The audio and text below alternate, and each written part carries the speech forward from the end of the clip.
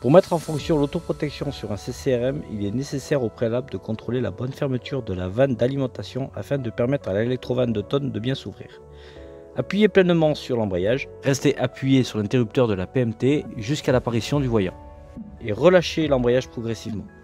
L'électrovanne de tonne s'ouvre alors automatiquement.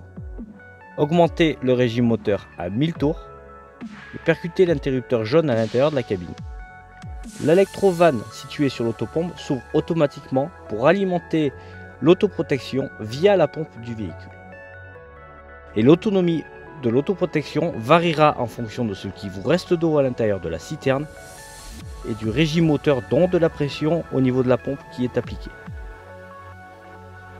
Lorsque le véhicule est garé bien à l'horizontale, arrivé aux alentours des 19% de réserve d'eau, une alarme vient prévenir le conducteur qu'il rentre en réserve d'autoprotection.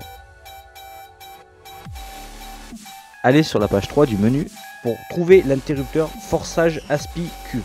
S'il ne sélectionne pas cet interrupteur, arrivé à 11%, l'électrovanne de tonne se refermera automatiquement et la pompe électrique prendra le relais. Si un problème mécanique survient sur la pompe et que la pression diminue en dessous des 3 bars, la pompe électrique prendra également le relais. Le voyant à l'intérieur de la cabine vous indiquera sa mise en route. L'amorçage doit être effectué en moins de 20 secondes, l'autoprotection doit être efficace en moins d'1 minute et l'autonomie de l'autoprotection variera en fonction de ce qui vous reste d'eau à l'intérieur de la citerne à chaque prise de garde. Et après chaque retour d'intervention, contrôlez le filtre de l'autopompe, qu'il ne soit pas engorgé par du sable, qu'il y ait bien le joint. Remontez le filtre en effectuant un serrage manuel afin de faciliter son prochain nettoyage. Exercez le même contrôle sur le filtre de la pompe électrique.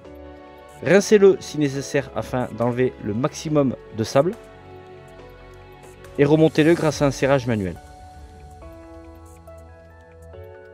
Contrôlez que les bus de diffusion ne soient pas bouchés par du gravier. Si tel est le cas, grâce à une clé de 14, desserrez-les, nettoyez-les et remontez-les en faisant attention à leur orientation.